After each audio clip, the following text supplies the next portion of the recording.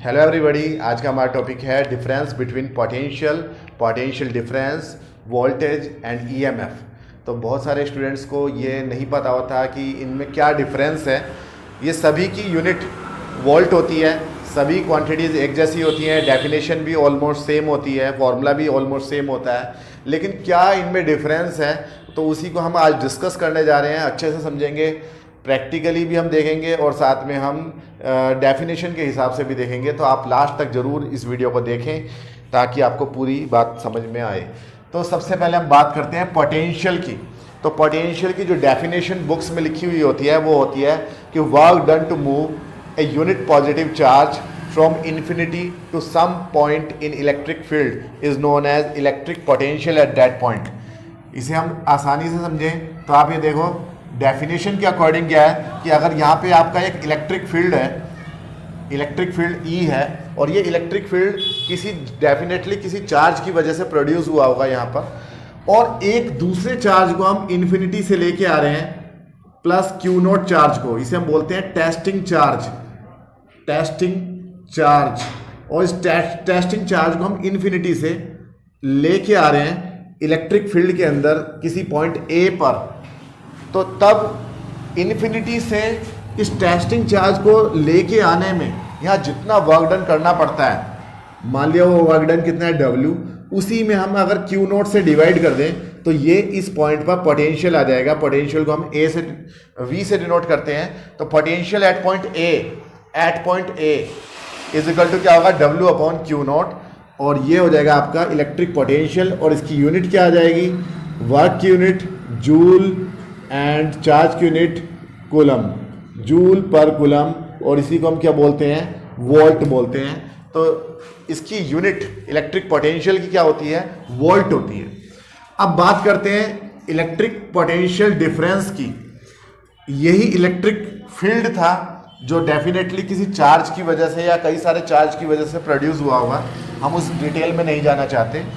लेकिन इसी electric field में एक पॉइंट ए ना होके दो पॉइंट्स हम ले रहे हैं। मान ले एक पॉइंट ए था, दूसरा उसके पास में कोई और पॉइंट है बी, तो डेफिनेटली कुछ ना कुछ पोटेंशियल ए पे भी होगा और कुछ पोटेंशियल बी पे भी होगा। तो इन्फिनिटी से हम ए तक लेके आएंगे तो जो वर्क डन करना पड़ेगा उसमें हम चार्ज से डिवाइड कर दें तो वो क्या आ जाएगा, potential at point A. Infinity से अगर हम बी तक चार्ज को लेके आ रहे हैं, टेस्टिंग चार्ज को लेके आ रहे हैं, और उस वर्क डन को देखते हैं, और उस वर्क डन, ये तो WA था, उस वर्क डन WB में अगर हम चार्ज से डिवाइड कर दें Q नोट से तो वो आ जाएगा पोटेंशियल एट पॉइंट B। ठीक है, अगर हम इस इक्वेशन नंबर 1 और इक्वेशन नंबर 2 को डिफरेंस कर लें, यानी कि 2 माइनस 1 कर लें, तो हमें क्या मिल जाएगा, VB minus VA is equal to, दोनों में से Q नोट कॉमन आ जाएगा नीचे डिनोमिनेटर में, और ऊपर आ जाएगा WB माइनस WA और अपॉन Q नोट। यही क्या है, आपका इलेक्ट्रिकल पोटेंशियल डिफरेंस है। यानी कि work done to move a unit positive charge from one point in electric field to another point B in electric field is known as electrical potential difference. तो potential difference VBA, इसे आप VBA से denote कर सकते हो। ये आपके पास में हो गया पोटेंशियल का डिफरेंस। तो इसकी डेफिनेशन ये बन जाती है कि work done to move a unit positive charge from one point to another point, एक पॉइंट से दूसरे पॉइंट तक ले जाने में जितना वर्क डन करना पड़ता है वो पोटेंशियल डिफरेंस होता है। और पोटेंशियल डिफरेंस को ही जनरली हम क्या मान लेते हैं, वोल्टेज मान लेते हैं। तो यही क्या है, आपकी वोल्टेज है।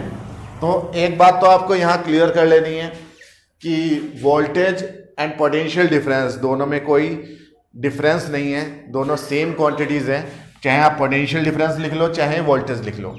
हाँ, पोटेंशियल एंड पोटेंशियल डिफरेंस में थोड़ा सा फर्क है, दोनों की यूनिट तो सेम ही आएगी क्योंकि यहाँ वर्क डन अपॉन चार्ज है, तो यूनिट तो यहाँ पर भी जूल पर कूलम, और जूल पर कूलम को हम क्या बोलते हैं, वोल्ट बोलते हैं।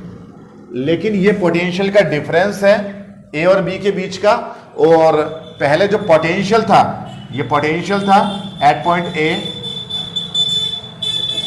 ये पोटेंशियल था एट पॉइंट बी, ये पोटेंशियल था। तो इसकी डेफिनेशन थी work done to move unit positive charge from infinity to some point, और इसकी डेफिनेशन है work done to move a unit positive charge from one point to another point. अगर हम टेस्टिंग चार्ज को यहाँ Q नोट को A point से B point तक ले जाएं तो हम देखें कितना वर्क डन करना पड़ता है, WB माइनस WA। इसी को हम शॉर्ट में क्या लिख लेंगे, BA, यानी कि A से B तक ले जाने में कितना वर्क डन करना पड़ रहा है, उसमें हम चार्ज से डिवाइड कर लें तो हमारे को क्या पता चल जाएगा, पोटेंशियल का डिफरेंस पता चल जाएगा। अब इसका एक दूसरा मीनिंग, ये तो हो गई इस डेफिनेशन के हिसाब से। अब जो है मतलब इसका मीनिंग क्या है, हम क्या समझते हैं पोटेंशियल से या पोटेंशियल डिफरेंस से क्या समझते हैं, तो हमें थोड़ा सा प्रैक्टिकली भी हमें थोड़ा सा सोचना है इसके बारे में। आप ये देखो, जैसे कि वाटर का जो फ्लो है, पानी का जो फ्लो है वो डिपेंड करता है हाइट के डिफरेंस के ऊपर, वाटर के लेवल के डिफरेंस के ऊपर। भाई अगर आपके पास में दो बड़े बड़े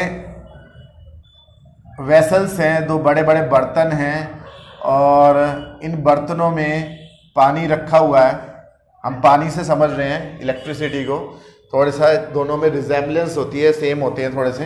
तो दोनों बर्तनों में पानी है और पानी की हाइट का थोड़ा सा डिफरेंस है पानी का, इसमें ज़्यादा हाइट तक पानी है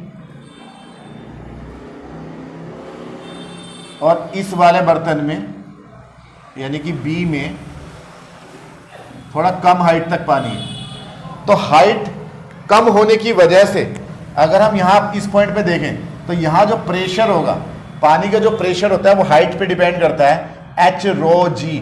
11th क्लास में हमने सीखा है एच क्या होती है हाइट, रो क्या होती है डेंसिटी ऑफ वाटर, एंड जी क्या होता है ग्रेविटेशनल एक्सीलरेशन। तो यहाँ पर जो एच रो जी है ये कम होगा और यहाँ पर हाइट ज़्यादा है, ये वाली हाइट, तो यहाँ पर जो एच रो जी है प्रेशर जो है वो ज़्यादा होगा। ये वाले प्रेशर को हम डैश से डिनोट कर देते हैं, हाइट को भी एच डैश से डिनोट कर रहे हैं। तो यहाँ पर प्रेशर कम है इस लेवल पे पानी का, और यहाँ पर प्रेशर क्या है पानी का ज़्यादा है। अगर हम इन दोनों को आपस में कनेक्ट कर दें तो वाटर का फ्लो कहाँ से कहाँ होगा, इस वेसल ए से वेसल बी की तरफ होगा, बर्तन जो ए है उससे बी की तरफ होगा। यानी कि पानी का जो फ्लो है, वाटर का जो फ्लो है, ये वाटर फ्लो इस डायरेक्शन में होगा। Water flow depends on pressure difference. Pressure का अगर डिफरेंस है तभी पानी का फ्लो होगा, और प्रेशर डिफरेंस यानी कि हाइट का डिफरेंस। अगर हम P में से P डैश को माइनस कर दें, प्रेशर का डिफरेंस देखें, प्रेशर का डिफरेंस को हम P माइनस P डैश से डिनोट कर रहे हैं, तो यहां आ जाएगा H minus H dash into rho g. यानी कि प्रेशर का डिफरेंस जो है वो हाइट के डिफरेंस के ऊपर डिपेंड कर रहा है। पानी हमेशा ज़्यादा ऊंचाई से नीचे की तरफ बहता है, नीचे से ऊपर की तरफ कभी नहीं जाता। तो इस तरीके से वाटर का flow depends on pressure difference. Similarly अगर दो पॉइंट्स हैं ए एंड बी, अगर हम उन्हें आपस में कनेक्ट कर दें किसी वायर से, और एक पॉइंट पे हम चार्ज को छोड़ दें, दूसरे पॉइंट पे भी चार्ज को किसी चार्ज को छोड़ दें, तो चार्ज जो है वायर के थ्रू एक पॉइंट से दूसरी पॉइंट की तरफ जाएगा। लेकिन कब जाएगा, कहां से कहां जाएगा, हायर पोटेंशियल से लोअर पोटेंशियल की तरफ जाएगा।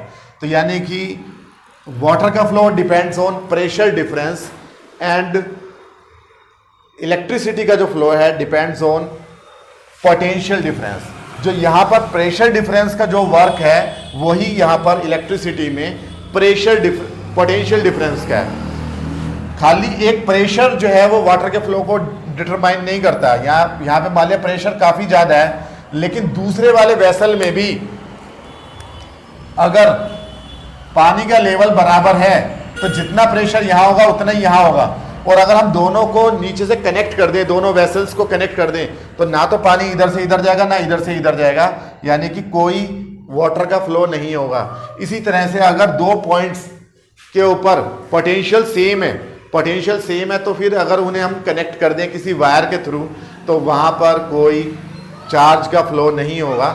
जैसे कि आपने एक मान लिया एक स्फीयर है, इस स्फीयर के ऊपर आपने पॉजिटिव चार्ज दे दिया, एक दूसरा स्फीयर है, इसके ऊपर भी आपने पॉजिटिव चार्ज दे दिया, भले ही चार्ज कितना भी दिया हो, चार्ज ये डिटरमाइन नहीं करता कि करंट किधर से किधर फ्लो करेगा, बल्कि प्रेशर यानी पोटेंशियल ये डिटरमाइन करता है, बल्कि पोटेंशियल का डिफरेंस ये डिटरमाइन करता है कि चार्ज ए से बी की तरफ जाएगा या बी से ए की तरफ जाएगा। अगर हम इन दोनों चार्ज स्फीयर को आपस में कनेक्ट कर दें, तो अगर इसका पोटेंशियल ज़्यादा है, वी ए अगर वी बी से ज़्यादा है, तो करंट जो है वो ए से बी की तरफ फ्लो करेगा, और अगर वी बी वी ए से ज़्यादा है तो करंट बी से ए की तरफ फ्लो करेगा। यानी कि करंट का flow depends on potential difference, और पोटेंशियल डिफरेंस को क्या बोलते हैं? वोल्टेज। तो जो वोल्टेज होती है ये आप कहीं पर भी अप्लाई कर सकते हो, लेकिन जो ईएमएफ है, ईएमएफ की डेफिनेशन क्या होती है कि work done by a cell to move a unit positive charge throughout the circuit, पूरे सर्किट में फ्लो कराना है चार्ज को। तो वहां पर ईएमएफ आप देखते हैं, ईएमएफ की फुल फॉर्म क्या होती है? Electromotive force.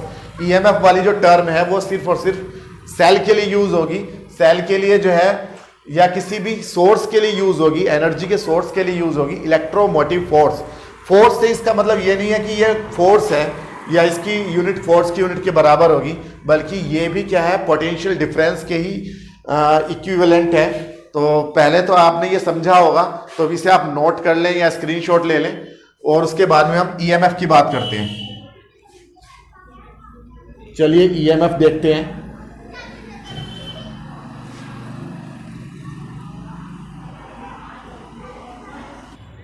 तो अब हम बात करते हैं ईएमएफ ऑफ ए सेल की। किसी भी सेल के लिए या बैटरी के लिए या एनर्जी के सोर्स के लिए हम क्या निकालते हैं? EMF, electromotive force. ये फोर्स नहीं है, बल्कि ये भी क्या है? एक तरीके से पोटेंशियल डिफरेंस ही है, लेकिन थोड़ा सा उससे अलग है। आप ये देखो, किसी भी सेल का एक इंटरनल रेजिस्टेंस होता है स्मॉल आर, सेल के अंदर अंदर का रेजिस्टेंस, और यहाँ पर भी कुछ हीट जनरेट होती है जब करंट फ्लो होता है, और ये एक्सटर्नल सर्किट का रेजिस्टेंस है कैपिटल आर। तो इस सर्किट में आई करंट फ्लो कर रहा है क्लॉकवाइज। तो आप ये देखो, अगर हम ए से बी, मान लीजिए ये पॉइंट ए है और ये पॉइंट बी है, ए से बी तक का जो वर्क डन है उसमें अगर हम चार्ज से डिवाइड कर दें तो पोटेंशियल डिफरेंस आ जाएगा between A and B, V A B. Work done to move a unit positive charge from one place to another is known as electrical potential difference. लेकिन थ्रू आउट द सर्किट, जब आप EMF की definition देखते हो तो वहां लिखा होता है work done to move a unit positive charge throughout the circuit along with cell, यानी कि सेल सहित पूरे सर्किट में फ्लो कराना है चार्ज को। तो जो वर्क डन आएगा W टोटल, उसमें अगर हम Q नोट से डिवाइड कर दें तो वो क्या आ जाएगा? सेल का EMF आ जाएगा। तो W टोटल में दो चीजें हैं, एक तो W एक्सटर्नल है, बाहर बाहर के सर्किट का वर्क डन है, यानी बाहर बाहर का पोटेंशियल डिफरेंस है W एक्सटर्नल, प्लस सेल के अंदर का जो वर्क डन करना पड़ रहा है सेल के अंदर, क्योंकि कुछ रेजिस्टेंस है, सेल का सॉल्यूशन जो है करंट के रास्ते में रुकावट डाल रहा है, तो उसमें अगर हम Q नोट से डिवाइड कर दें तो ये दो चीजें आती हैं यहाँ पर। तो W external upon Q note, ये तो हो जाएगा एक्सटर्नल वोल्टेज जिसे हम टर्मिनल वोल्टेज बोलते हैं, plus W internal upon Q note, ये आ जाएगा V इंटरनल, अंदर अंदर की वोल्टेज या अंदर अंदर का वर्क डन। V इंटरनल को हम क्या लिख लेंगे? V is equal to I R. तो आई आर, पहले V इंटरनल लिख लो, V इंटरनल को अगली लाइन में क्या लिख लेंगे? I R. V is equal to I R, ohm's law से। तो जो ईएमएफ होता है E, वो होता है V प्लस आई आर, यानी ईएमएफ जो होता है वोल्टेज से कुछ ज्यादा होता है, टर्मिनल पोटेंशियल से ज्यादा होता है, या टर्मिनल पोटेंशियल की वैल्यू ईएमएफ से कम होती है। दोनों की वैल्यू सेम भी हो सकती है। अगर हम करंट की वैल्यू कितनी ले लें? 0 ले लें, यानी कि सेल में से कोई करंट नहीं ले रहे हैं, तो ईएमएफ E और V टर्मिनल पोटेंशियल दोनों क्या होंगे? इक्वल होंगे। तो यानी कि ईएमएफ और पोटेंशियल डिफरेंस ऑलमोस्ट इक्वल होते हैं अगर सेल का इंटरनल रेजिस्टेंस 0 हो तो, और अगर सेल का इंटरनल रेजिस्टेंस 0 नहीं है तो फिर दोनों में ये रिलेशनशिप होती है, ईएमएफ और वोल्टेज में ये रिलेशनशिप होती है। अगर सेल को हम चार्ज कर रहे हैं तो यहीं पर ये फॉर्मूला उल्टा हो जाएगा, E is equal to V minus I R हो जाएगा। इतनी ज़्यादा हम डिटेल में नहीं जाते हैं, अभी आपको ये समझ में आ गया होगा। मिलते हैं अपनी नेक्स्ट वीडियो में, तब तक के लिए थैंक यू।